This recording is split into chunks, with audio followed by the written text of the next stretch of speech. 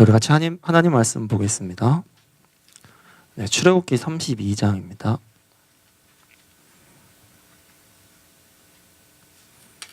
네, 출애굽기 32장 1절부터 6절까지 말씀입니다. 네, 할렐루야. 네, 되게 자연스럽게 손을 드시는군요. 우리 옆에 분과 같이 한번 인사했으면 좋겠습니다. 만나서 반갑습니다. 네, 만나서 반갑습니다. 만나서 반갑습니다. 네, 감사합니다. 네. 네, 오늘 설교 제목은 내가 만든 신 첫 번째 이야기라는 제목으로 말씀을 선포하고자 합니다. 내가 만든 신이라는 책이 있습니다. 팀 켈러 목사님이 2015년도에 이 책을 내셨는데요. 이 책으로 인하여서 한국 기독교계가 좀 난리가 났었어요. 왜냐, 너무 좋아서. 이 책이 너무 인기가 많아져서 많은 사람들이 그 책을 보고 감명을 받고 했습니다. 그리고 그때부터 팀 켈러 목사님의 이름이 저희 나라에 많이 이렇게 거론이 되었습니다. 그 내가 만든 신이라는 책에 보면 이런 말이 있습니다. 내가 만든 신은 반드시 나를 배신한다. 내가 만든 거는 무조건 배신을 한다고 하는 거죠. 하나님께서 우리에게 주신 법이 여러 가지가 있습니다. 우리가 대표적으로 알고 있는 법이 뭐가 있죠? 10계명이 있죠. 10계명. 우리 10계명 중에 1계명이 혹시 뭔지 아시나요?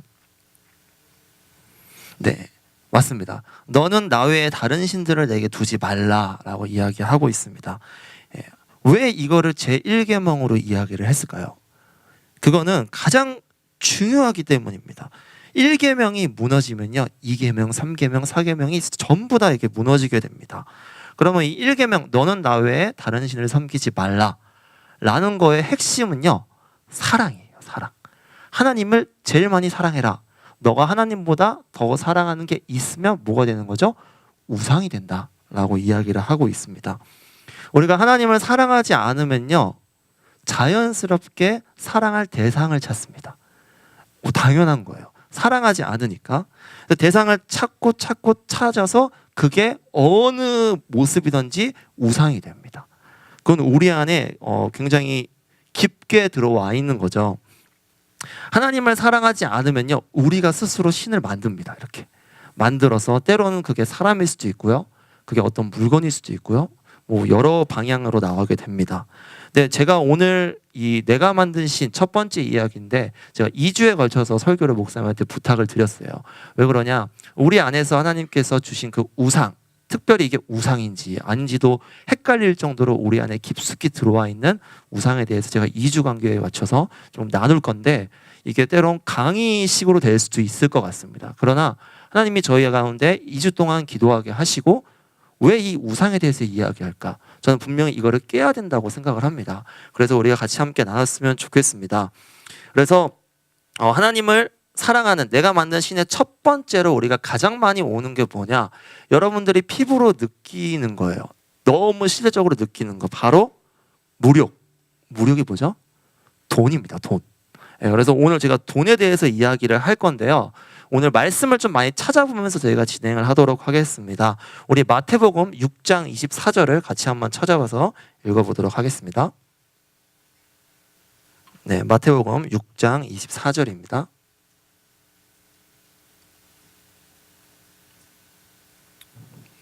네, 같이 한번 읽겠습니다. 시작. 한 사람이 두 주인을 섬기지 못할 것이니 혹 이를 미워하고 저를 사랑하거나 혹 이를 중히 여기고 저를 경히 여김이라.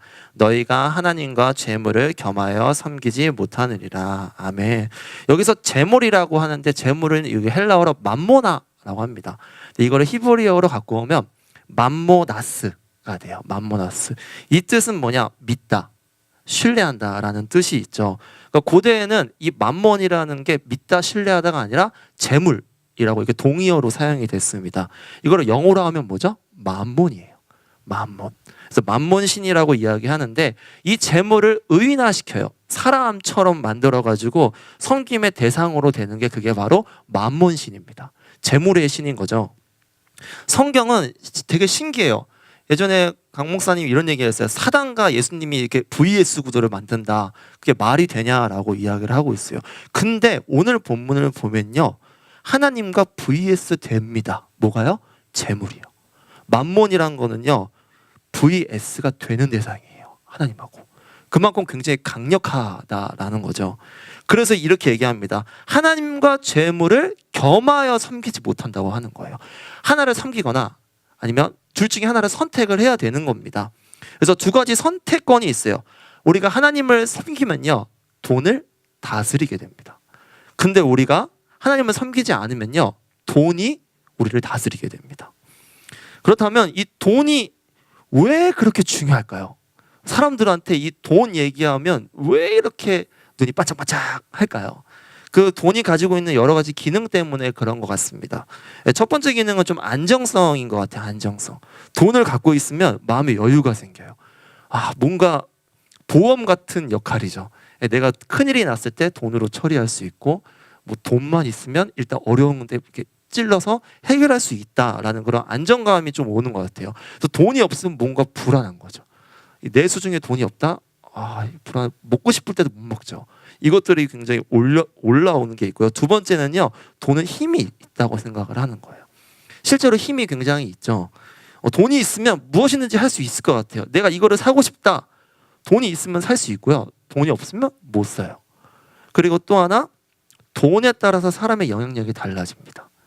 우리가 뭐 굉장히 많은 부자와 돈 하나도 없는 사람이 말하는 거 할 때 돈에 대해서 이야기하면 우리 가난한 사람보다 돈 많은 사람에 대한 영향을 당연히 받는 거죠. 이 힘이 있고요. 마지막으로 행복입니다. 돈이 있으면 행복해진다라고 생각을 해요. 왜 그럴까요? 돈이 내 욕구를 해결해 줘서. 그러니까 행복하다라는 느낌을 계속적으로 받는 겁니다. 그리고 누릴 수 있는 것도 하고요. 누릴 수 있는 게 많다 보니까 행복에 대한 느낄 수 있는 것들이 더 많아지는 거죠. 근데 이 청소년, 청년들, 제가 특성화고등학교에 가서 애들한테 꿈을 물어보면요, 꼭 잊지 않고 나오는 게 하나가 있어요. 혹시 뭔지 아십니까? 잘 알고 계시네요. 건물주예요. 건물주. 네, 건물주가 항상 나옵니다. 자, 너 꿈이 뭐냐면 돈 많은 백수요. 일단 첫 번째 돈 많은 백수. 그럼 돈 많은 백수가 뭐냐 하면 건물주래요. 네, 건물주가 왜 좋냐? 건물 하나가 있으니까 그냥 세 받고 그냥 편하게 사는 게 꿈이라고 얘기하는 거예요. 청소년 청년들이 공부 많이 하죠. 공부 많이 하는 이유 뭘까요? 근본적으로 한번 보세요. 좋은 곳 가려고? 좋은 곳 가서 뭐 하려고? 돈 많이 벌고 행복하게 사는 거죠. 많이 벌고 많이 행복하게 사는 게 그거의 본래 목적인 거예요. 그러니까 우리가 알게 모르게 이 돈이란 거가 계속 연관이 되니까 알게 모르게 돈한테 다스림을 당해버립니다. 돈을 완전히 당해버려요.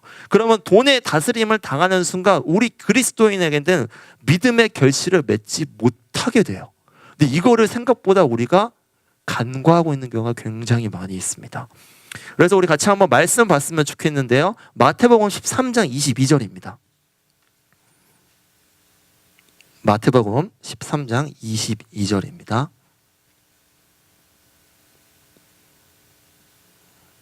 네.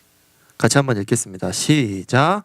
가시떨기에 뿌려졌다는 것은 말씀을 들으나 세상의 염려와 재물의 유혹에 말씀이 아멘. 네. 여기 보면요. 가시떨기 네 가지 비유예요. 우리 씨 뿌리는 비유인데 세 번째 가시떨기 이야기하는데 세상의 염려와 재물의 유혹으로 말씀이 결실을 맺지 못한다고 합니다. 여러분 염려 대부분 언제 나오시나요?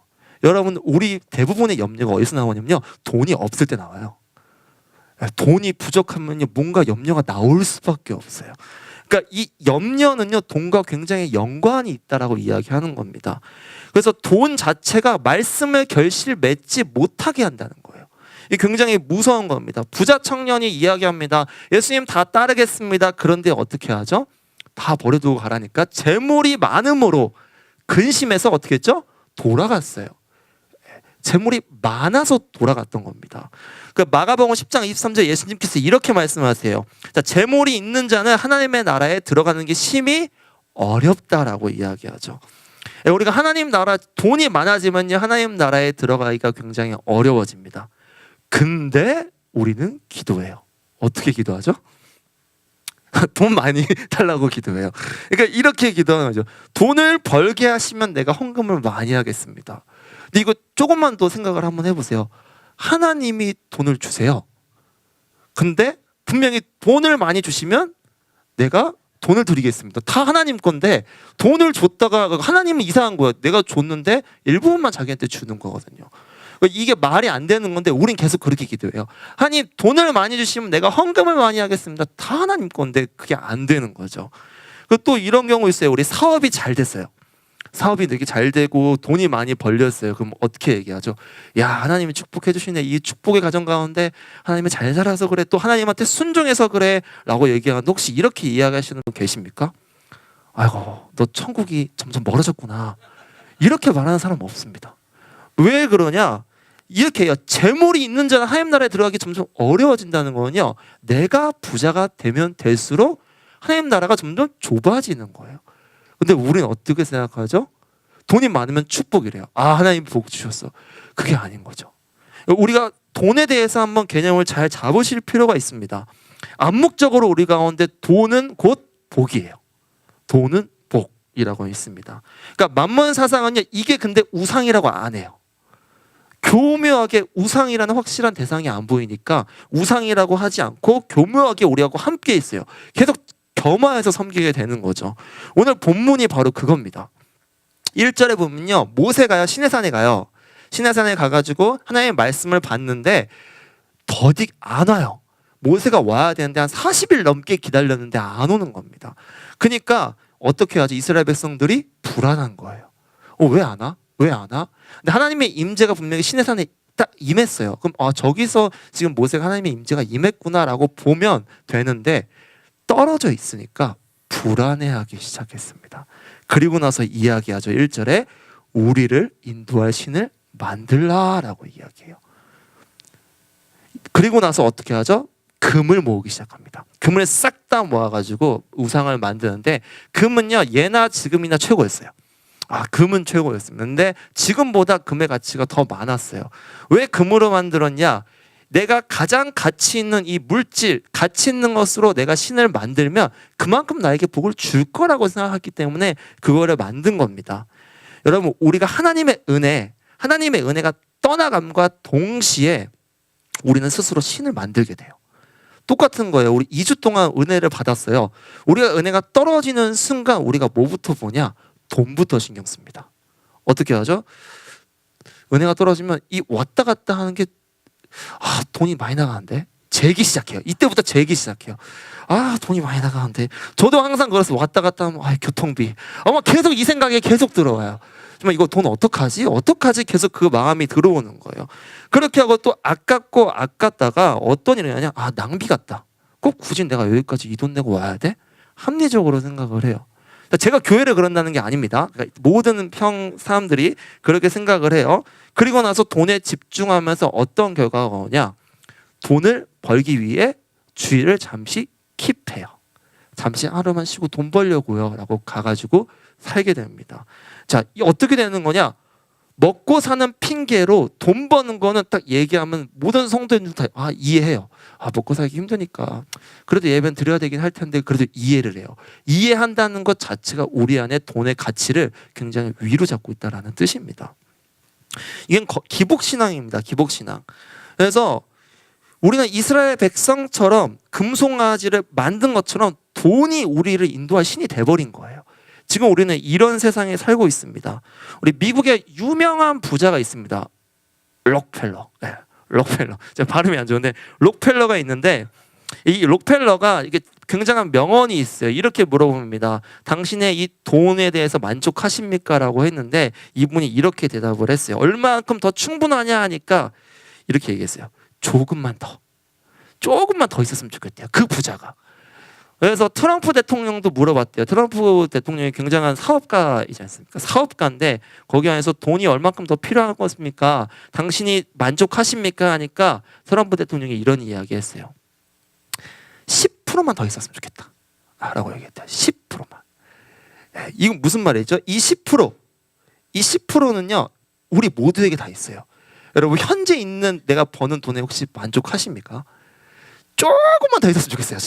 저도 그래. 조금만 더 있으면 조금 안전해질 텐데 항상 이 조금이 없어요. 근데 여러분, 중요하게 알아야 될 게 있습니다. 이 10% 조금만 더가 채워지는 건가요? 아닙니다. 이거는 돈이 많고 적고의 문제가 아니라 영원히 안 채워지는 10%예요. 근데 우리는 그걸 계속 붙잡고 있는 거예요. 돈이 그런 걸 우리에게 줍니다. 돈은 절대 만족감을 주지 않습니다. 그럼 제가 한번 물어보겠습니다.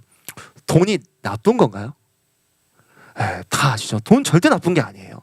돈은 나쁜 게 아닙니다. 우리 전도서 한번 찾아보겠습니다. 전도서 10장 19절입니다.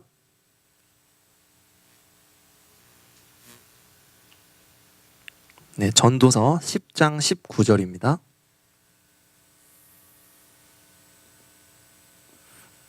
네, 같이 한번 읽겠습니다. 시작. 잔치는 희락을 위하여 베푸는 것이요 포도주는 생명을 기쁘게 하는 것이나 돈은 범사에 이용되느니라. 네, 돈은 범사에 이용된다고 얘기해요. 매우 중요한 겁니다. 하나님의 일을 할 때 정말로 중요한 도구가 바로 돈이에요. 그래서 돈을 이용을 해야 돼요. 근데 문제가 되는 게 뭐냐면 도구가 도구이지 않을 때 문제가 되는 겁니다. 그래서 디모데전서 6장 10절에 이렇게 얘기해요. 돈을 사랑함이 일만 악의 뿌리가 된다고 해요. 뭘 사랑함이? 돈을 사랑함이. 돈을 사랑한다는 거는요, 돈이 목적이 된다는 거예요. 도구가 아니라 목적이 됩니다. 우리 바리새인들, 누가복음 16장 14절에 보면 바리새인들이 돈을 좋아했다 그래요. 좋아했던 사람입니다. 그러니까 좋아하는 사람은요, 돈에 대한 근심과 걱정이 매일 있어요.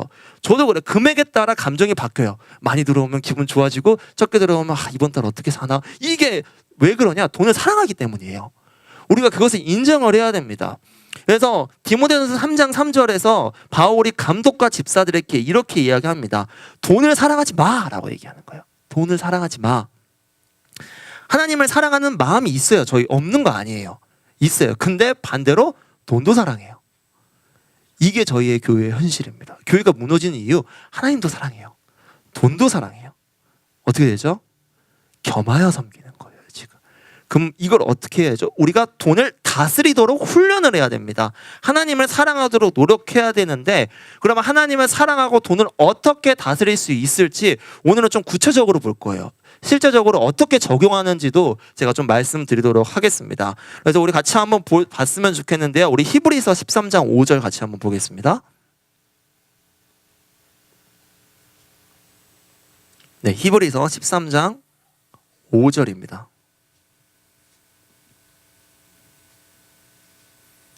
네, 같이 한번 읽겠습니다. 시작. 돈을 사랑하지 말고 있는 바를 족한 줄로 알라. 그가 친히 말씀하시기를 내가 결코 너희를 버리지 아니하고 너희를 떠나지 아니하리라 하셨느니라. 자, 우리가 돈을 다스릴 수 있는 첫 번째는요, 돈의 주인이 하나님이심을 인정해야 돼요. 인정. 자, 우리 하나님을 인정하게 되면요, 우리는 자연스럽게 돈을 사랑하지 않게 됩니다. 그러면요, 현재 있는 돈에 우리가 어떻게 하냐? 만족해요. 불만족이 아니라 만족을 하게 됩니다. 우리 각자에 맞게 다 재정을 주세요. 어떤 분은 많이 버시는 분도 계시고 정말 쥐꼬리만큼 버시는 분도 계실 거예요. 저 같은 경우죠. 쥐꼬리만큼 버는 경우가 있는데, 각자에 맞는 재정에서 부족함에 걱정을 하지 않아야 돼요. 그리고 만족할 줄 알아야 돼요. 그 돈이 지금 우리한테 알맞게 주신 돈인 거예요. 더 이상 바라지 말고 하나님이 그 돈에서 지금 사용하라고 하는 겁니다. 그걸 알아야 됩니다. 그리고 우리가 하나님이 주셨다는 그 돈에만 만족하면요, 만족해도 부족한 건 어쩔 수 없잖아요. 부족한 건 하나님이 그때 채우세요. 만족하면 채우십니다. 불만족으로 계속 있으면 채워지지 않습니다. 저는 재정훈련을 굉장히 많이 받았다고 나름 자부했었습니다. 실제로 결혼하기 전에도 제가 이 설교할 때도 몇 번 말씀드렸어요. 돈을 흘려보낸 거에 대해서.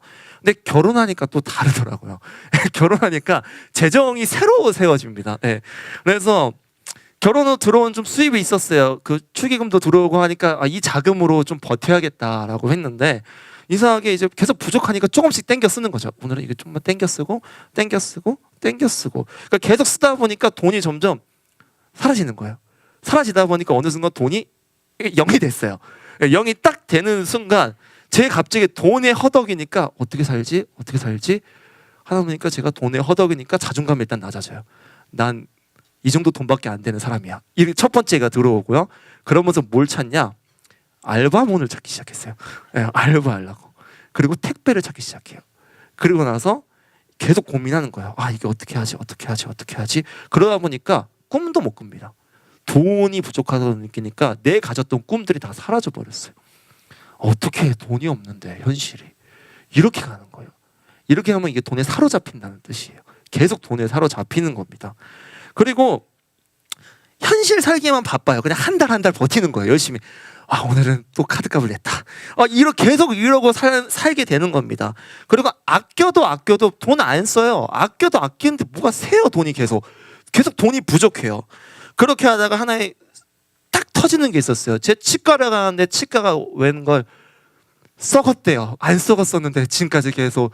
그래서 갑자기 거금이 한 50만 원이 뚝 나가는 거예요. 별거 아닐 수도 있는데 저한테 별거였어요. 그게.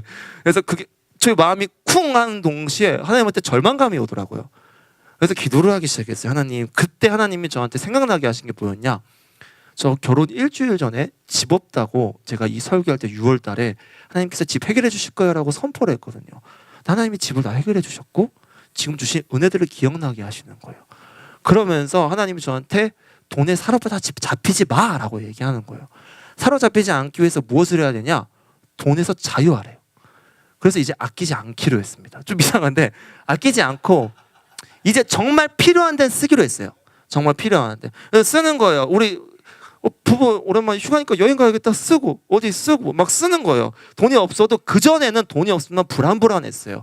어떻게 이 빚 어떡하지 이랬는데 자유해지니까 내가 주신 거에 만족을 하니까 그냥 자유롭게 쓰는 거예요. 여전히 돈은 없어요.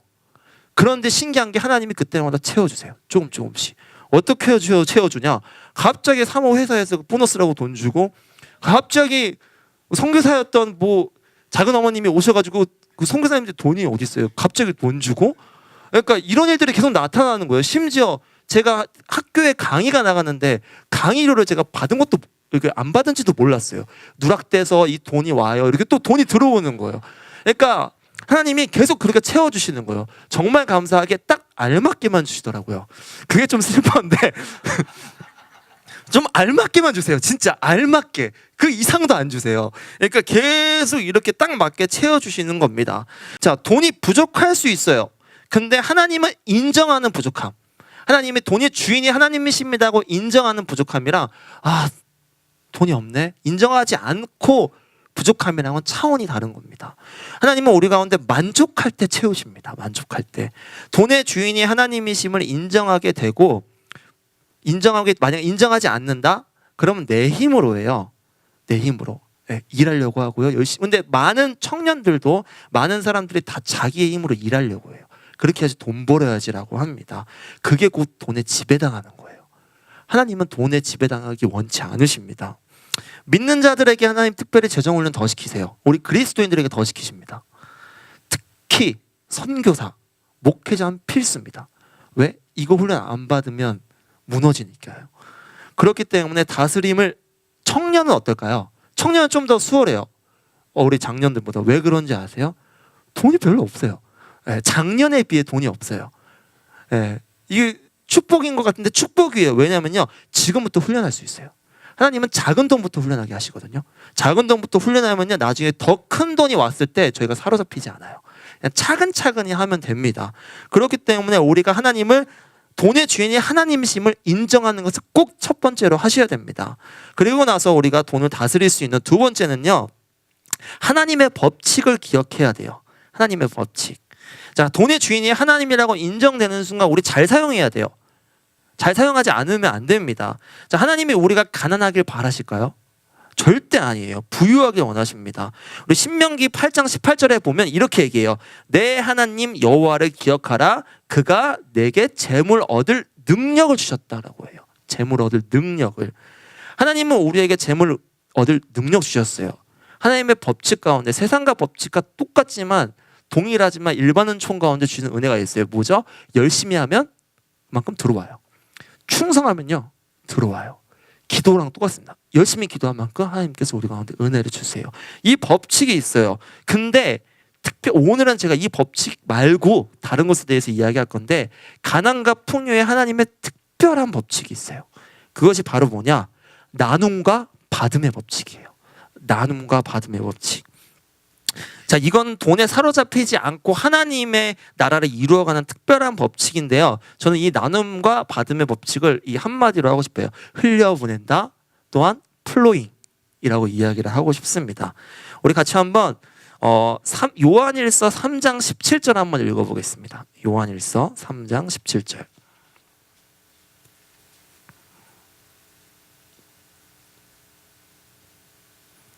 네, 같이 한번 읽어보겠습니다. 시작. 누가 이 세상에 재물을 가지고 형제의 궁핍함을 보고도 도와주는 마음을 닫으면 하나님의 사랑이 어찌 그 속에 거하겠느냐. 아멘. 자, 하나님이 우리에게 돈을 주시잖아요. 돈 다 받습니다. 하나님이 주실 때 꼭 생각하시는 게 있어요. 주면서 받을 것도 생각하고 주세요. 돈을 주실 때 너 이만큼 받아, 대신 너 나한테 얼만큼 줘야 돼라고 생각하고 주세요. 어떡하냐? 예수 그리스도를 우리한테 주시면서 받을 걸 생각하고 주신 거예요. 우리 예수 그리스도 주시면서 우리를 영적 아들, 딸로 만들기 원해서 그걸 받고 싶어서 예수님을 보내신 거예요. 이처럼 하나님은 주고받는 거에 대해서 확실하십니다. 근데 이게 우리 영적인 것에서도 동일한데 돈도 똑같습니다. 하나님이 우리 가운데 많은 돈 주셨어요. 그대로 하나님이 어떻게 하냐? 받을 것을 생각하시는데 받는 게 뭐냐? 바로 오늘 말씀에 그래요. 형제의 궁핍함을 보고 도와주는 거. 하나님이 받는 거는요, 구제헌금이에요. 구제헌금. 구제하는 겁니다. 자, 읽어드리겠습니다. 잠언 19장 17절에는요 구제하는 것을 다르게 표현하는데요, 저는 이 말씀이 굉장히 많이 와닿았어요. 가난한 자를 불쌍히 여기는 것은 여호와께 꾸어드리는 것이니 그의 선행을 그에게 갚아주시리라. 자, 무슨 말이냐? 힘든 자들이 있어요. 힘든 자들을 돕는 거니 하나님이 저한테 이렇게 하는 거래요. 승민아, 나 돈 좀 꺼줘. 이거래요. 돈 좀 꺼줘. 얘 좀 도와줘야 되는데 네 돈 좀 꺼줄래? 그렇게 하면 제가 하나님을 위해서 저 사람을 도와줄게요. 꿔주면요, 하나님이 꿔줘서 고마워, 갚을게 해주신다는 거예요. 무슨 말이에요? 필수적으로 하나님이 구제헌금을 우리 가운데 계속 이야기하시는 이유가 이겁니다. 그렇기 때문에 내 재정이, 예를 들어서 일반 재정, 내가 월급보다 갑자기 많이 들어올 때가 있어요. 뭐 보너스처럼 들어올 수 있어요. 그때 진짜 보너스다 해서 다른 거 사지 마시고 들어왔을 때 기도해 보셔야 돼요. 하나님, 이 돈이 나한테 왜 들어왔나요? 혹시 흘려보낼 곳이 있나요? 기도하셔야 돼요. 그럼 하나님의 말씀에 맞춰서 흘려보내시면 됩니다. 왜? 흘려보내야 들어와요. 그게 나눔과 받음의 법칙입니다. 그래서 내가 만약에 구제헌금을 안 하고 있다, 그러면 돈에 사로잡힐 확률이 높습니다. 그래서 우리 좀 점검하셔야 돼요. 내가 지금 구제헌금을 하고 있나? 만약 안 하고 있으면 돈을 내 거라고 생각할 확률이 크다라는 거예요. 자, 김미진 간사님 혹시 아시나요? 왕의 제정학교 김미진 간사님이 계세요. 자, 이분이요, 모든 돈을 다 구제헌금으로 사용하세요. 구제헌금. 처음에는 작은 돈으로 시작했대요. 하나님이 마음 주셔서 이 어린 자 돕고 싶어요. 주고 하는데 하나님이 점점 그릇을 크게 만드시는 거예요. 어느 순간 자기 아들이 이제 결혼을 하려고 돈 지불해주기 위해서 한 2억 1천만 원 정도를 이렇게 모아놨대요. 근데 하나님이 또 구제헌금을 하라고 하시네요. 그래서 이 김민진 권사님이 내 아들아 미안하다 이제 얘기했대. 아들아 너한테 못 해주겠다. 하나님이 헌금하란다 하고 불쌍한 사람들을 위해 2억 1천만 원을 헌금을 해버렸어요. 헌금을 해버리고 그럼 집이 없잖아요. 그래서 어떡할까 이러고 있는데 하나님이 신기하게 다른 분이 기도하던 중에 2억 1천이 계속 생각나게 하더래요. 2억 1천. 하나님 누구한테 흘려보낼까요? 하니까 김미진 간사 이런데요. 근데 이해가 안 됐대요. 그 당시 김미진 간사는 한 달에 1억 이상을 버는 사람이었어요. 그러니까 돈이 많다라고 생각을 한 거죠. 그래서 하나님 도대체 김미진 간사 한 달에 1억 넘게 버는데 뭐 2억이 왜 필요해요? 하니까 아니야 2억 1천 계속 그런대요. 2억 1천. 그래서 가가지고 그냥 헌금을 해버렸대요. 헌금을 해버리니까 그 2억 1천이 결국 그 아들의 집이 되고 자기 그 김미진 간사님이 1억이 있었던 돈은 다 없는 거예요. 어디로 갔냐? 다 들어올 때마다 구제헌금 하는 거예요. 다 흘려보내는 거예요. 그러니까 자신은 돈이 없는 거예요. 근데 많은 사람들이 어떻게 생각하냐? 김미진 간사는 돈이 많다라고 착각하는 거예요. 흘려보냄이 바로 이겁니다. 하나님이 우리 가운데 흘려보낼 수 있는 일정 양을 분명히 주셨어요. 그거 꼭 하셔야 됩니다. 안 하면 큰일 납니다. 정말. 왜냐하면 우리가 재정이 막혀요. 막히게 되는 역할이 됩니다. 자, 처음부터 시작을 해야 돼요. 제가 지금 아내랑 하는 게 있어요. 아내랑 뭐 하냐면 받은 복을 세워보아라 라는 노트를 하고 있어요. 하도 돈이 없으니까 하도 돈이 없으니까 하나님한테 기도하면서 어떤 걸 했냐? 하나님께서 주신 복을 한번 세보자. 그래서 기도하면서 복을 세어봤어요. 근데 하나님이 어때는 20만 원, 어때는 뭐 30만 원 들어오는 걸 계속 써봤어요. 그리고 나서 제가 느낀 게 뭐냐면 하나님은 받은 복만큼 우리 가운데 주신다는 걸 알았어요. 똑같아요. 우리 가운데 계속 받은 복을 한번 써보시기 바래요. 여러분 가운데 하나님이 그 이상으로 계속 주시는 것들이 있거든요. 근데 그걸 먹고 감사로 끝나면 안 되고 어떻게 하죠? 또 보내야 돼요. 보내지 않으면 그 먹은 상태로 또 돈이 계속 없을 수가 있습니다. 그렇기 때문에 이거는 훈련이에요. 어떤 훈련? 믿음의 훈련이에요. 믿음의 훈련. 왜 돈을 의지하게 되면요 하나님이 역사하시기가 힘듭니다. 근데 우리가 돈을 내어드릴 때 우리의 믿음이 커져요. 우리의 예수님을 더 사랑하는 마음이 커져요. 그래서 재물과 하나님을 겸하여 섬기지 못한다고 이야기하는 겁니다. 절대로 하나님과 재물을 동일하게 보지 마십시오. 그리고 하나님만 먼저 섬기고요. 돈을 다스릴 줄 아는 사람이 돼야 됩니다. 자, 그 특별히 뭐 적은 돈부터 시작하라 그랬어요. 자, 부자가 100만 원 내기는 쉬울까요? 어렵까요? 쉬워요. 근데 적은 자는 100만 원이 어려운 금액입니다. 근데 부자는 더 어려워요. 왜 그런지 아세요? 하나님 부자한테 부자만큼 돈을 많이 하게 하세요. 나한테는 100만 원 하라 그러는데 저 사람한테는 1000만 원, 1억 하라고 할 수 있어요. 누가 더 힘들까요? 돈 많은 사람이 더 힘들어요. 쥐고 있기 때문에. 그래서 우리가 청년 때 연습을 해야 되는 겁니다. 그 연습을 계속적으로 해야 되고 또 하나 받는 연습을 잘해야 돼요. 주기만 하면 고갈라요. 하나님이 나누면 자연스럽게 받는 연습도 해야 돼요. 그래서 우리가 받는 거, 우리가 흘려보냈으면 받는 게 들어옵니다. 근데 흘려보내지 않으면 받는 게 당연히 안 들어오죠. 하나님의 원리예요. 이거는 어떤 것도 아니라 그냥 하나님의 원리입니다. 그래서 계속적으로 재정을 흘려보내시기 바랍니다. 제가 아는 선교사님이 10만 원이 들어온대요. 그럼 어떻게 하죠? 10에 3조를 뗀답니다. 10에 1조 일단 떼요. 10에 2조 선교헌금, 그리고 마지막 구제헌금을 떼는데 10만 원에서 10에 1조면 10,000원이죠. 10,000원을 1,000원짜리로 바꾼대요. 그리고 늘 지갑에 넣어놓고 구제헌금, 힘들어하는 사람 있을 때마다 보면 헌금을 한대요. 이렇게 하는 거예요. 하나님께서 적은 돈부터 우리 가운데 계속 시작하라고 하십니다. 우리가 그것을 연습을 해야 됩니다. 자, 우리 마지막으로 우리가 다스리기 위해서 가장 잘해야 되는 게 뭐냐? 바로 재정을 잘 관리해야 됩니다. 자, 다른 사람에게 흘려보내고 싶은데 재정이 없는 사람이 분명히 있어요. 그러면 점검하셔야 돼요. 어떤 점검이냐? 내가 하나님 뜻 안에서 겸손하게 살고 있나? 점검하셔야 돼요. 또 하나, 죄가 있나? 혹시 내가 부당한 돈으로 얻은 게 아닌가? 한번 생각을 해보시고, 혹시 내가 돈 사랑하나? 한번 점검하시고, 또 이게 하나님의 훈련인가? 사단의 유혹인가? 계속 고민하셔야 돼요. 분별하셔야 돼요. 그리고 또 하나, 빚이 있나? 이거 되게 중요합니다. 여러분, 빚은 갚아야 돼요. 그건 의무예요.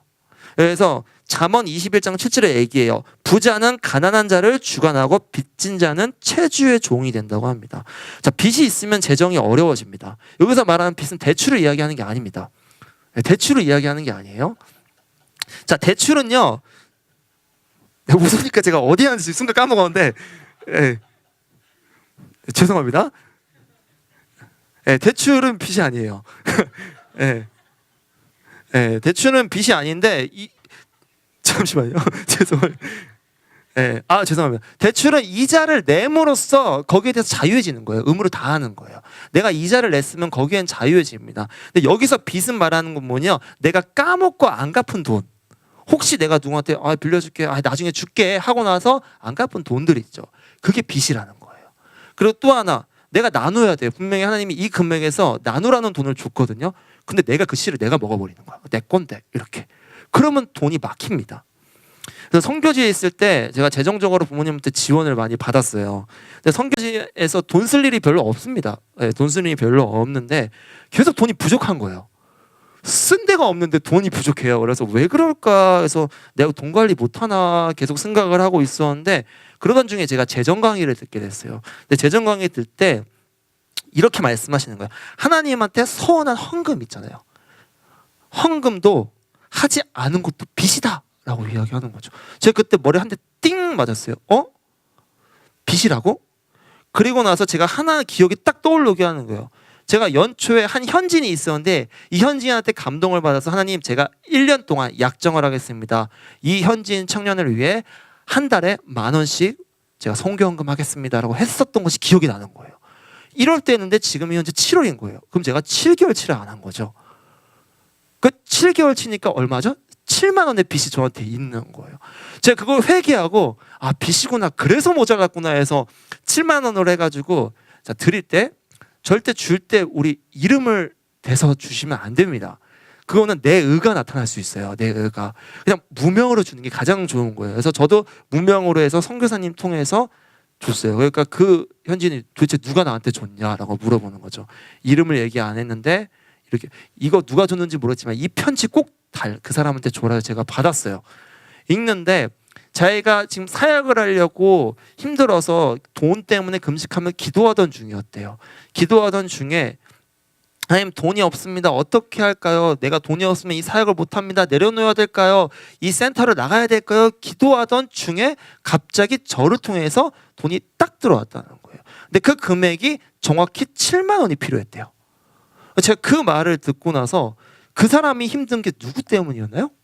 저 때문이었어요. 왜? 하나님이 하라는 빚을 제가 지금 갖고 그냥 내가 먹고 있었던 거죠. 그러니까 나도 부족하고 흘려보내지 못한 그 사람도 부족한 게 지금 이게 된 거죠. 그렇기 때문에 우리가 흘려보내는 연습을 해야 됩니다. 그때 제가 재정 사용법을 확실히 깨달았어요. 아 이렇게 사용해야 되는구나. 재정은 돈은 다스려야 되는구나 라는 것을 분명히 알게 됐습니다. 그렇기 때문에 재정의 힘든 이유를 잘 점검하시기 바랍니다. 자, 제가 이제 이 점검에 대해서 두 가지를 이야기할 거예요. 첫 번째 재정은요, 우리가 두 가지 재정이 있습니다. 첫 번째는 닫힌 재정이 있어요. 이 닫힌 재정이 있고요. 두 번째는 열린 재정이 있습니다. 닫힌 재정은 뭐냐면요, 월급이에요. 그냥 일반적으로 우리가 들어오는 월급, 그리고 일반적으로 수입, 뭐 프리랜서 하시는 분은 뭐 일반적인 뭐 평균 수입이겠죠. 자, 들어오는데 열린 재정은 뭘까요? 그거를 제외한 거, 갑자기 보너스, 갑자기 목돈이 들어온다던가 이런 겁니다. 우리가 예산을 짤 때 어떤 걸로 짜야 될까요? 닫힌 재정으로 짜야 될까요? 열린 재정으로 짜야 될까요?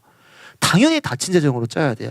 그래서 닫힌 재정 가운데 11조, 구제, 선교, 뭐 광열비, 공과금, 핸드폰값, 뭐 교통, 책값, 의료, 집 관리를 전부 다 이렇게 짜셔야 되는 거예요. 근데 그리고 나서 열린 재정은 어떻게 해야 되죠? 똑같이 구제로 흘려보내야 돼요. 흘려보내는데 그리고 흘려보낼 때 하나님의 뜻을 명확하게 알 수가 있어요. 계속 흘려보내야 되는데 때로는 하나님이 자신한테 흘려보낼 때도 있어요. 그러니까 하나님 이 돈이 생겼나요? 어떻게 할까요? 그러니까 너 돈 없지? 네가 써. 이렇게 할 때도 있어요. 전 주로 요즘 많이 그래요. 하나님이 왔지? 네가 써. 이렇게 하니까 하나님 감사합니다. 쓰고 계속 이러고 있는 상태입니다. 근데 대부분 닫힌 재정으로 재정을 못 짭니다. 특히 청년들이 많이 이걸 못 짭니다. 왜 그럴까요? 열린 재정처럼 유혹하는 돈이 있어요. 이건 우상인데요. 그게 바로 뭐냐? 신용카드입니다. 신용카드. 굉장히 무서워요. 결제일에 맞춰서 쓰니까요. 어떤 거냐면 내가 돈이 있다라는 착각을 만들어요. 신용카드가. 그러니까 돈이 지금 수중에 없어요. 근데 난 긁을 수 있어요. 그러니까 이게 내 돈인 줄 알아요. 계속 긁거든요. 한도만큼 나한테 돈이 있다고 착각을 하는 거예요. 계속 쓰게 됩니다. 쓰게 되는데 그렇게 되면 어떻게 되냐? 카드값 맡기면 바쁜 거예요. 카드 오늘도 버텼다. 그러니까 돈이 없는 거죠. 계속 무한 반복인 거예요. 그러니까 저도 그 굴레에 1년 전에 빠졌습니다. 전 신용카드가 없었거든요. 근데 어느 순간 신용카드를 만드니까 그 굴레에 이제 환영회 이러더라고요. 제가 그 환영회에 들어갔어요. 그러니까 이 돈이 없어요. 그러니까 돈이 열심히 해도 이 돈의 굴리가 오면 또 떨어지네. 계속 이렇게 되는 거예요. 이게 신용카드의 무서움이에요. 자, 이거 신용카드는 뭐냐면요. 열린 재정이 절대 아닙니다. 뭐예요? 빚이에요. 빚이에요. 이거 빚. 이 명확하게 아셔야 됩니다. 한도로 사람을 착각하게 만들어요. 네. 빚으로 나눔한들 뭐가 들어와요? 안 들어와요, 여러분. 이 빚으로 나눔하지 마. 없으면 없는 대로 그냥 하면 돼요. 근데 내가 빚 줘서 내가 나눔합니다. 이러면 하나님이 장하다. 내가 네 빚을 다 탕감해주겠다. 안 그러세요. 네, 그냥 빚은 빚인 거예요. 네, 빚이 빚을 낳고 빚이 빚을 낳는 거예요. 그러니까 그러면 안 됩니다. 그래서 신용카드는 빚이라는 것을 알게 돼야 돼요. 이게 굴레에 빠지면 돈의 노예가 돼요. 우리가. 돈의 노예가. 그래서 신용카드를 안 쓰는 연습을 해야 되는데 이게 믿음의 삶이 아니에요. 믿음을 믿음을 가려고 하는데 그 믿음이 하나님이 아니라 누구냐? 신용카드가 옆에서 받고 있는 거예요. 내가 의지할 분은 신용카드. 이렇게 해서 긁는 거죠. 하나님이 함께 하실 거야. 이러면서 계속 긁는 거예요. 그러니까 돈이 흘러나가는 겁니다. 이미 굴레에 빠진 분들 많이 계시죠? 정말 많이 빠집니다. 근데 이게 제가 말하는 거는 끊어라 라고 해서 한 번에 끊을 수 있는 게 아니에요. 너무 어렵거든요. 차근차근히 하셔야 됩니다. 차근차근히. 하나님, 내가 이 굴레를 없애겠습니다. 신용카드 좋은 점 있죠. 할부라는 개념. 근데 할부를 많이 하지 마세요. 가능하면 천천히. 하나님이 그 큰 금액을 안 주셨을 수도 있어요. 할부는 나의 힘 하지 마시고요. 거기 안에서 하나님의 재정을 의지하면서 나아가야 되는 겁니다. 그렇기 때문에 돈을 신으로 섬기게 되는 거예요. 그게 돈을 신으로 섬기게 되는 겁니다. 우리 하나님을 섬기는 삶을 살아야 돼요. 그게 꼭 필요합니다. 저희 교회 가운데 앞으로 올 게 바로 이겁니다. 개인적인 영역에서 돈에 대한 공격이 많을 거예요. 부족한데 어떡하지? 빚져서도 내가 하나님을 아닙니다. 네, 이렇게 하시면 절대 안 됩니다. 자, 우리가 계속 흘려보는 삶을 연습하시기 바랍니다. 닫힌 재정 가운데 구제헌금 꼭 떼세요. 하나님께 꼭 드리기 바랍니다. 그러면 이 삶이 축복의 삶이 되는데요. 어떻게 되냐? 하나님을 더 깊이 알게 돼요. 왜? 하나님의 뜻을 알게 되는 거거든요. 두 번째요, 믿음이 자라고요. 또 마지막 세 번째로 그리스도의 한 몸이 됩니다. 필요한 곳을 하나님께서 흘러보내시는 은혜가 되는 겁니다. 자, 말씀을 마치고자 합니다. 오늘 제가 실제적으로 이야기했습니다. 모세가 시내산에 간 후 이스라엘 백성들이 자신이 이끌어낼 금송아지 신상을 만들었어요.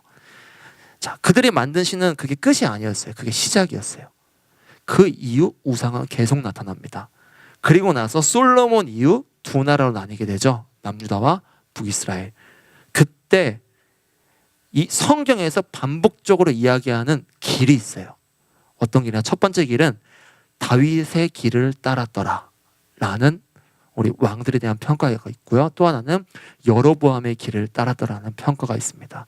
여로보암은요, 무엇을 했나요? 우상을 만들었어요. 우상을 섬긴 길인가, 다윗처럼 하나님을 믿는 믿음의 길인가, 이 두 가지를 우리 가운데 선택하라고 하십니다. 우리는 어떤 사람인가요?